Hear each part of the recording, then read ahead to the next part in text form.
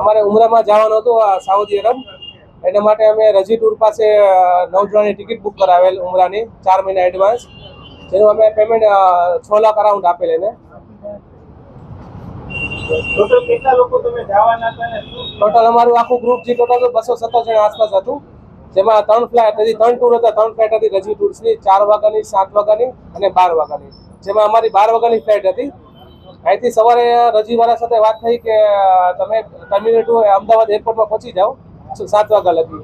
ત્યાં જઈને પહોંચ્યા મળ્યું ત્યાં કોઈ હતું જ નહીં. ત્યાં કોઈ કોલ ના ઉપાડ્યો, બધાના ફોન સ્વિચ ઓફ આવ્યા. પછી એમને વાયા ખબર પડી કે આ લોકો જે છે એ ફરાર થઈ ગયા છે બધાને પેમેન્ટ લઈને, એનો કોઈ પતો નથી. અંદાજે છેતરપિંડી ગણી તો 2.5-3 કરોડ આસપાસ છેતરપિંડી છે, કેમ કે એડવાન્સ બુકિંગ પણ એટલા બધા ના હતા. આ તો 3 ટૂર અમારી હતી, પણ એના સિવાય એડવાન્સ બુકિંગની જે લાલચ આપેલી હતી બધાને ડિસ્કાઉન્ટની, 5 જાન્યુઆરી લગી ડિસ્કાઉન્ટ આપેલ હતું. લાલચ એવી આપી હતી કે 5 જાન્યુઆરી પહેલા તમે ટિકિટ બુક કરાવો તો તમને 15,000 20,000 જેવું ડિસ્કાઉન્ટ તમને યાત્રા ઉપર આપવામાં આવશે. આવી રીતે કેટલા લોકોએ બુકિંગ કરાવ્યું હતું ડિસ્કાઉન્ટ? એને કોઈ આઈડિયા નથી, કેમ કે અમારી જે ટૂરમાં આવ્યા હતા એમને આઈડિયા પડ્યો કે આટલા લોકો છે, પણ જે એડવાન્સ બુકિંગ વાળા હતા, કેમ કે ઉમરાનું પેકેજ એ 4-3 મહિને અગાઉ બુકિંગ થતું હોય છે, ઇન્સ્ટન્ટ હોતું નથી. રાજકોટથી હતા, ટંકારાથી હતા, જેતપુર, ગોંડલ, મોરબી.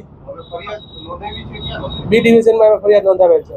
પેકેજ કેટલાનું હતું અને ડિસ્કાઉન્ટ કેટલાનું હતું? મૂળ રકમ કેટલી હોય છે અને ડિસ્કાઉન્ટ કેટલું હોય છે? અમે જે કરાવ્યું તમે તો ફૂલ પેકેજમાં જ કરાવ્યું હતું, આમાં કોઈ ડિસ્કાઉન્ટ નહોતું.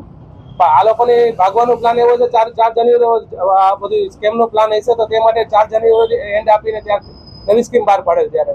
આ પેકેજ અલગ અલગ પ્રાઇસમાં હોય છે. 60,000 થી લઈને 1,30,000 લગીનું આમાં બધા ઇન્ક્લુડ હતા. 200 જણામાંથી ઘણાને 2 કન્ટ્રી હતી, ઘણાને 1 ખાલી સાઉદી અરેબિયા જ હતું, મક્કા મદીના.